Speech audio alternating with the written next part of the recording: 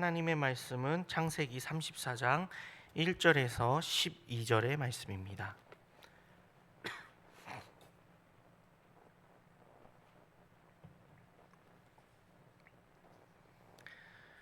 창세기 34장 1절에서 12절의 말씀 봉독하여 읽겠습니다. 레아가 야곱에게 낳은 딸 디나가 그 땅의 딸들을 보러 갔더니 히위 족속 중 하물의 아들 그 땅의 주장 세김이 그를 보고 끌어들여 강간하여 욕되게 하고 그 마음이 깊이 야곱의 딸 디나에게 연연하며 그 소녀를 사랑하여 그의 마음을 말로 위로하고 그의 아버지 하몰에게 정하여 이르되 이 소녀를 내 아내로 얻게 하여 주소서 하였더냐.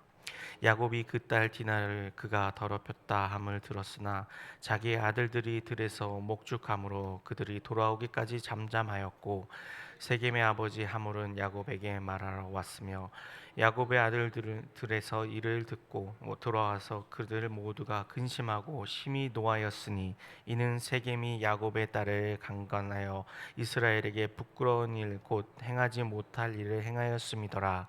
하몰이 그들에게 이르되 내 아들 세겜이 마음으로 너희 딸을 연연하니 원하건대 그를 세겜에게 주어 내 아내로 삼게 하라. 너희가 우리와 통혼하여 너희 딸을 우리에게 주며 우리 딸을 너희가 데려가고 너희가 우리와 함께 거주하되 땅이 너희 앞에 있으니 여기 머물러 매매하며 여기서 기업을 얻으라 하고 세겜도 디나의 아버지와 그의 남자 형제들에게 이르되 나로 너희에게 은혜를 입게 하라. 너희가 내게 말하는 것은 다 내가 주리니 이 소녀만 내게 주어 아내가 되게 하라. 아무리 큰 혼수와 예물을 정할지라도 너희가 내게 말한 대로 주리라. 아멘.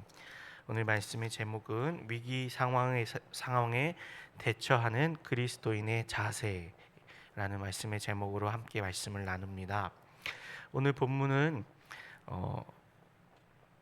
야곱의 딸 디나가 겪는 사건처럼 보입니다. 물론 그 표면적으로 드러나는 사건은 디나가 세겜에게 욕을 보이는 그런 사건입니다. 근데 이 사건을 단순히 표면적으로 보여지는 디나의 그 욕보임 사건으로만 볼 것이 아니라 그 이면에 있는 그 바탕을 먼저 보아야 할 것입니다. 야곱은 가나안 땅에 안주하고 하나님께 공식적인 예배를 재개하였으면서도 베델 서원을 망각하고 그것을 계속 보류하고 있습니다. 앞에 33장에서 보면요, 17에서 20절에서 숫곳과 세겜에서 계속해서 정착을 하려는 듯한 모습을 보이고 있습니다. 최소한도로 이 야곱이 자신의 아들들이 장성한 다음에 그 다음에 베델로 들어가려는 듯한 그런 인상을 주기도 하고요. 혹은 정말로 숫곳과 세겜이 살만한 땅이 되어서 그곳에 성들도 있고 또 그곳에서 거주할 만한 그런 목축지들도 있는 것으로 보여서 그곳에 정착하려는 것처럼 보이기도 합니다. 중요한 것은 야곱이 하나님과의 언약을 지키고 또 그가 서원했던 것을 지키기 위해서 하나님의 약속의 땅 베델로 돌아가서 그가 하나님의 기업을 이어받아야 하는데 이런 상황에서 그런 상황을 망각하고 있다는 것이 오늘 본문의 배경이 된다고 할 수 있을 것입니다. 야곱의 이러한 상황 속에서 디나가 세겜 서구 구경하러 나가게 됩니다. 오늘 1절에서 보면은 그 땅의 딸들을 보러 나갔더니라고 이야기합니다. 그 디나가 왜 이 땅을 보러 나갔을까요? 학자들은 이 야곱이 이 세겜과 숫곳과 세겜에서 한 6년에서 9년 정도 거류했던 것으로 추산하고 있습니다. 그 말은 즉 지금 디나가 그리고 디나의 나이를 한 13세에서 16세 정도로 추정하고 있습니다. 이 사건이 일어났던 그 나이를 보면요. 한창 사춘기이고 한창 호기심이 많은 그런 나이인 것이죠. 그런 상황 속에서 자신들이 오랫동안 거주하고 있는 이 세겜 땅, 특별히 세겜 성에 대한 호기심을 갖는 것은 어린 소녀의 입장에선 당연한 것처럼 보이기도 합니다. 그래서 그 성을 구경하러 둘러보러 그리고 그 땅의 딸들, 자신과 같은 딸들, 즉 친구들을 만나보고 싶은 마음에서 주변에는 자기 오빠들밖에 없고 여자 형제가 없는 상황 속에서 자기와 같은 친구들을 좀 만나보고 싶은 마음에서 이 땅으로 들어갔을 것이라고 추정하고 있습니다. 근데 그런 상황이 놓이게 된 이유를 말씀드린 것처럼요, 야곱이 그 땅에 오래 거류하고 있었기 때문입니다. 최소 6년에서 9년 정도 거주하고 있었기 때문에 이런 상황들이 발생하는 그런 토대를 마련하게 된 것이 바로 야곱의 머뭇거림이 된 것이죠. 그래서 이러한 그런 상황 속에서 사실상 이 문제는 하나님 말씀과 서원대로 지키지 않은 야곱에게 문제가 있다라고 볼 수 있는 것이죠. 그리고 그 디나는 하나의 그런 장치에 불과한 것이죠. 사건이 하나의 사건이고, 또 그것을 이 야곱의 잘못된 태도와 모습을 돌아보게 하는 하나의 장치가 된다라고 볼 수도 있는 것입니다. 내용 관찰 문제 1번입니다.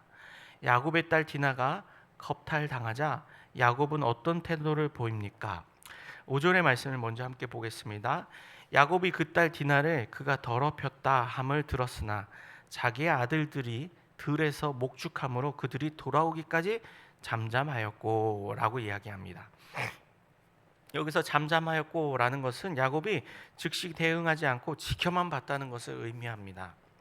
근데 왜 이랬을까? 우리 이제 뒤에 더 연구와 묵상 문제를 통해서 심도 있게 보겠지만, 본문에서도 분명하게 이야기하고 있습니다. 아들들이 들에서 목축하고 있으므로. 이 사건을, 지금 디나가 당한 욕보임의 사건을 해결하기 위해서 야곱이 필요하다고 느낀 것이 아들들의 힘입니다. 즉 자신의 딸이 욕보임을 당한 사건을 해결하는 방식이 무력이나 최소한 그 집안의 남자들의 힘이 있어야만 해결할 수 있다라는 기본 전제를 갖고 있었기 때문에, 지금 아들들이 양을 치러 자신들의 수많은 그 재산들이 있었지 않습니까? 그 재산들을 지키고 불리러 이렇게 나가 있는 상황이기 때문에 그 남자들의 힘을 지금 동원할 수가 없는 상황이었던 것이죠. 이 말은 무슨 말이냐면, 말씀드린 것처럼 야곱이 이 문제를 바라보고 이 문제를 해결할 수 있는 해결할 수 있는 시각이 힘이 있어야 된다. 인간적인 힘, 특별히 남자들의 힘, 무력을 사용할 수 있는 힘이 있어야만 이 디나의 욕보임 사건을 해결할 수 있기 때문에, 당장은 내가 그 힘이 없으니까 잠잠해야겠다라는 생각을 갖고 있는 것이죠. 즉 무슨 말입니까? 인간적인 방법으로 이 문제를 해결할 수밖에 없다라고 야곱이 이미 그 생각을 갖고 있는 것입니다. 그렇습니다. 우리 앞에 놓여지는 일들, 일상을 살다 보면 뜻하지 않은 사건 사고들이 발생합니다. 그럴 때 우리도 신앙인이라고 말할 수 있습니다. 야곱과 같이 하나님께 서원을 하고, 또 야곱이 야복강에서의 그 사건과 형 에서와의 조우했던 사건들, 수많은 그 하나님의 도우심과 은혜들을 경험했음에도 불구하고 또다시 일상적인 일들 속에서 뜻하지 않은 사건 사고가 발생하였을 때 그 사건 사고를 해결하는 방식, 그것을 맞닥뜨리는 방식은 여전히 어떻습니까? 인간적인 방식이 남아있다는 것이죠. 그의 마음속에 있는 방식이 하나님께 기도하고 하나님께 의뢰하고, 하나님 이 문제를 어떻게 풀어가야 하겠습니까? 그리고 이것을 평화적인 방식, 대화나 또 이 세겜을 찾아가서 그 문제에 대해서 공식적으로 문제 제기를 하고 대화를 한다든지, 또 하나님께 의뢰하여서 하나님의 방식을 구하는 기도를 한다든지, 이러한 그런 방식을 채택한다기보다는 이미 자기 마음속에 있는 방식, 인간적인 방식, 사람의 힘으로 이 문제를 풀어야 되는구나. 그러려면 아들들이 있어야 되고 무력이 있어야 되고, 최소한 이 문제에 대해서 지금 당장은 내 힘으로 해결할 수 없다라는 그 믿음의 자세, 마음이 깔려 있다는 것을 우리가 발견할 수 있습니다.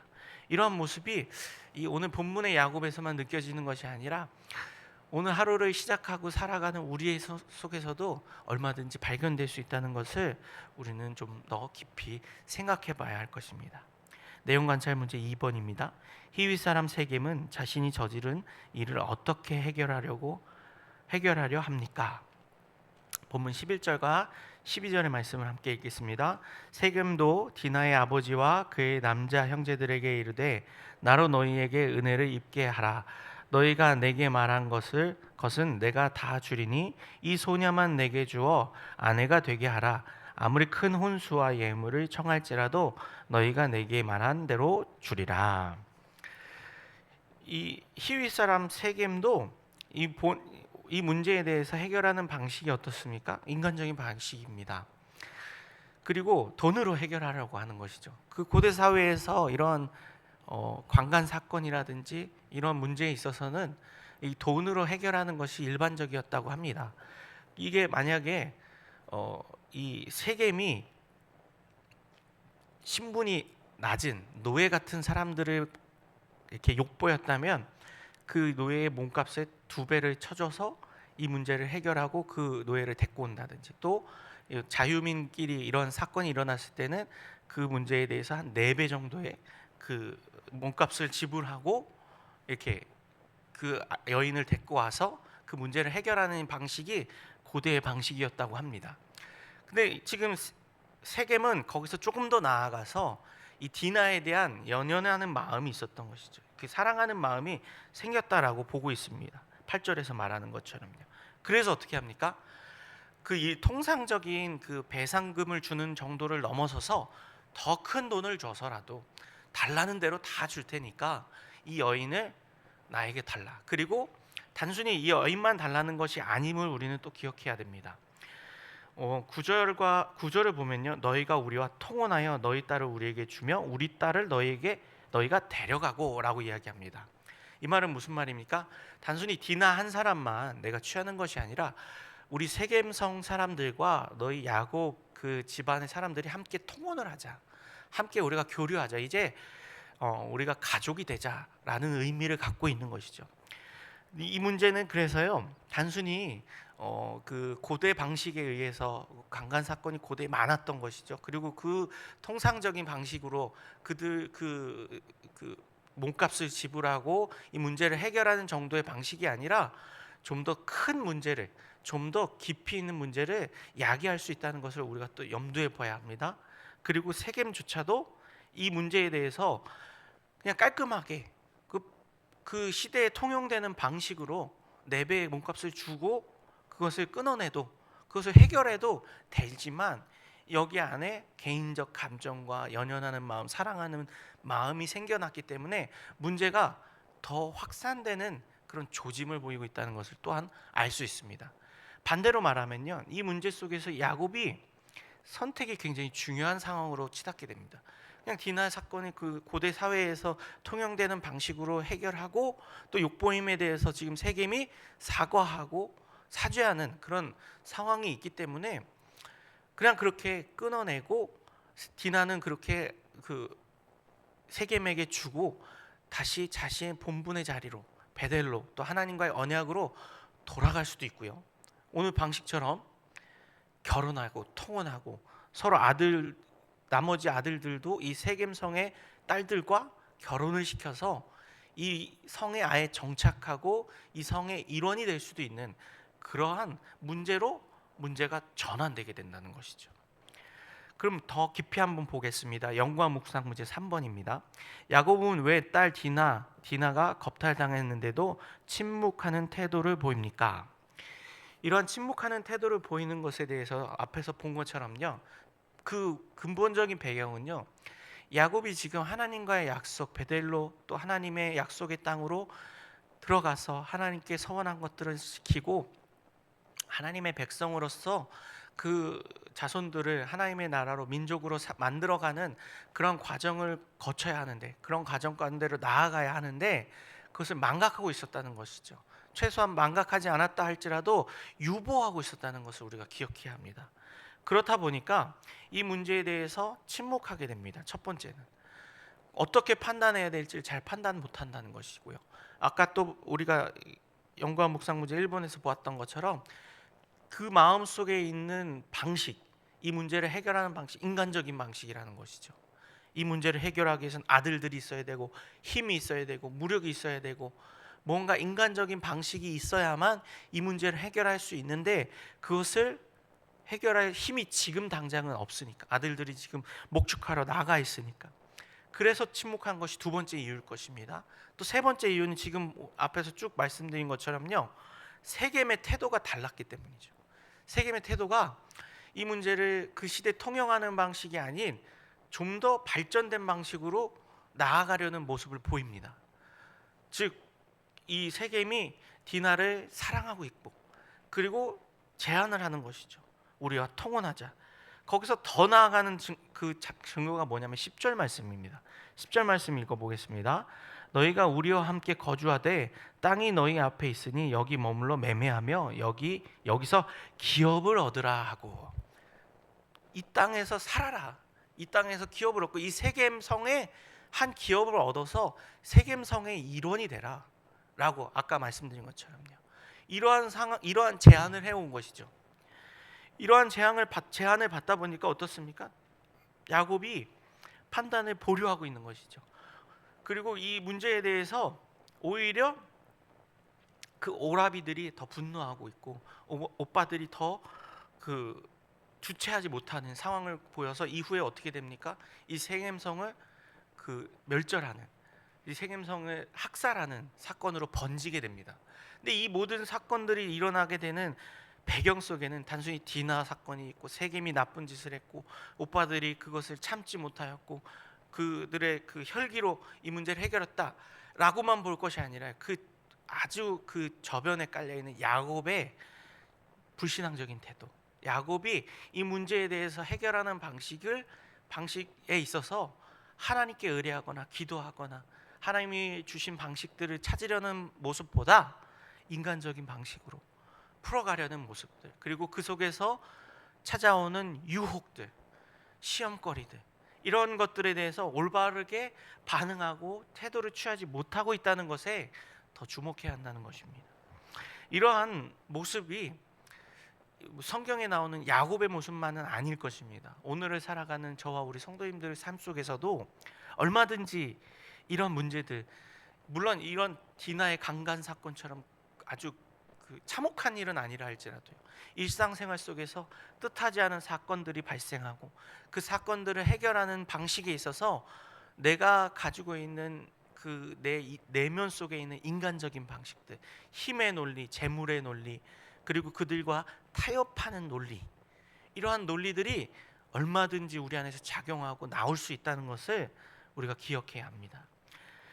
이런 관점에서 느낀 점 4번 보겠습니다. 베델로 가지 않고 타락한 문화가 범람한 세겜에 머물다 수치를 당하고 무책임한 모습을 보이는 야곱을 보며 무엇을 느낍니까?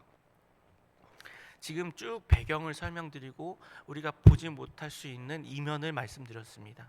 근데 이 모습을 보면서 저는 오늘 본문을 이제 말씀 준비하고 묵상하고 하면서 되게 소름이 돋았던 게, 그냥 표면적으로 보면 디나 사건이고 세겜의 어떤 반응이고, 그 다음에 야곱의 침묵이고, 형제들의 분노고, 이러한 나타나는 현상들입니다. 근데 나타나는 현상들도 우리가 얼마든지 경험할 수 있는 일들이라는 것이고요. 그리고 깊이 조금만 더 묵상하다 보면 발견되는 야곱이 보이고 있는 인간적인 태도, 하나님께 기도하지 못하는 것, 약속을 기억하지 못하고 자신의 정체성을 잃어버려 가는 그런 과정, 세겜성 속에서 그가 점점 자신의 정체성을 잃어가고 있는 그런 혼탁한 시대 상황, 여러 가지 것들이 우리의 모습을 보게 하시는 것 같다라는 그런 느낌을 주십니다. 우리 성도님들은 어떻게 느끼실지 잘 모르겠지만 이 속에서 우리는 그러한 것들을 좀 깨달을 수 있어야 할 것입니다. 이 야곱이 보여지는 모습이 사실 본문을 보기만 하면 잘 이해가 안 됩니다. 이런 상황에서 자기 딸 디나가 욕을 당했는데 가만히 있는다고? 그리고 세겜이 많은 돈을 주겠다, 돈으로 문제를 해결하고 심지어는 우리와 통혼해서 기업을 가져가라 라고 얘기하는 어떤 타협점을 제기하는데, 그것에 대해서 신앙인의 눈으로 보면 끊어내야지, 그거를 왜 잠잠하고 보고 있고 그것을 어떻게 해야 될지 모르고 있는 상황을 발생시키나, 이렇게 생각할 수 있는데요, 이런 극단적인 문제가 아니라 우리 일상에서 벌어지는 수많은 일들을 좀 생각해 본다면 우리도 비슷한 태도를 보일 수 있다는 것을 얼마든지 기억해야 합니다.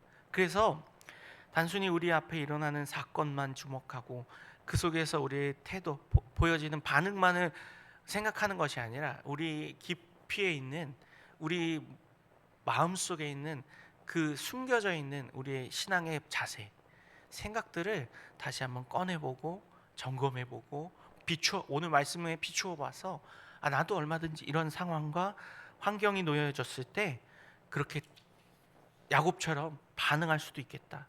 그래서 어떻게 해야 합니까? 중요한 것은 우리가 기도해야 한다는 것입니다. 그리고 깨어 있어야 한다는 것입니다. 야곱이 이런 상황이 나타나게 된 근본적인 원인이 뭐라고 말씀드렸습니까? 세겜에서 계속 유보하고 있다는 것입니다. 우리가 그 땅에서 이유는 무엇이든 될 수 있습니다. 말씀드렸던 것처럼 아들들이 장성하길 기다린다든지, 아니면 이곳에서 좀 더 휴식을 취하고 우리 가문을 좀 더 키운 다음에 베델에 들어가서 어떤 상황이 펼쳐질지 알 수 없으니 그 상황을 대비하고 간다든지, 이러한 얼마든지 이유를 만들어낼 수 있고 그 상황에 맞는 그 상황들을 이해받을 수 있을 것처럼 생각됩니다. 근데 중요한 것은 하나님은 그렇게 생각하지 않는다는 것이죠. 이런 상황들, 그곳에서 하나님과의 언약 그리고 우리의 정체성을 지켜내는 일들을 우리가 최우선으로 삼아야 된다는 것이죠. 아들들을 좀 더 장성하거나 야곱의 집안이 좀 더 힘을 키운 다음에 하나님 약속을 지키겠다가 아니라 하나님 약속을 지키는 것을 우선으로 삼고, 그러기 위해서 내 힘으로 할 수 없다는 것을 기억하며 하나님께 기도하고 하나님께 의지하고 의뢰하여서 이 문제들을 해결해가는 방식을 하나님은 원하신다는 것을 오늘 말씀을 통해 우리가 좀 깨달아야 되지 않을까라는 그런 은혜를 주십니다. 결단과 적용 5번입니다. 최근에 가정과 회사에서 닥쳤던 위기에 미온적으로 대처한 적은 언제입니까? 예수님의 제자로서 문제를 책임감 있게 직면하고 해결하기 위해 구체적으로 무엇을 실천하겠습니까? 그렇습니다. 우리는 우리 앞에 닥쳐지는 문제들, 발생되는 사건 사고들, 그리고 그 속에서 우리가 미온적으로 반응할 수도 있고 혹은 아주 적극적으로 반응할 수도 있고, 나중에 이제 세겜성으로 쳐들어가는 야곱의 아들들처럼 속임수까지 써가면서 그러한 방식을 채택할 수도 있고, 중요한 것은요, 이 문제의 본질을 우리가 볼 수 있어야 한다는 것입니다. 이 문제에 직면하였을 때 해결 방식이 무엇인가에 대해서 기도해야 한다는 것입니다. 야곱이 보여줬던 모습은 앞에서 쭉 보았던 것처럼요, 인간적인 모습이었어요. 아들들이 없으니까 지금은 기다려야지. 그리고 통혼을 제안해 오니까 그것에 대해서도 고민해 봐야지. 여러 가지 그런 인간적인 방식으로 우리 앞에 놓여져 있는 문제들을 계속 고민하고 생각해 보고 그렇게 한다는 것입니다. 근데 우리가 취해야 될 믿음의 자세는 그런 문제들 속에서 기도하고 이 문제들의 이면 안에 있는 근본적인 문제가 무엇일까? 근본적인 문제는 바깥에 있는 것이 아니라 우리 안에 있을 수 있다는 것, 내 내면 안에, 내 신앙의 자세 안에 있을 수 있다는 것을 돌아보면서 하나님께 더욱 기도하고 나아가는 우리 성도님들 되기 소망합니다. 오늘 하루를 살아내는 그 방식이 오늘 말씀을 묵상하고 오늘 말씀을 통해 결단하고 적용하게 하시는 그 마음을 가지고 오늘 하루를 살아내는 우리가 되길 소망합니다. 오늘의 기도 함께 읽겠습니다. 내 앞에 감당하기 어려운 일들이 몰려올 때 주님께서 주시는 용기와 지혜로 대처하게 하소서. 아멘.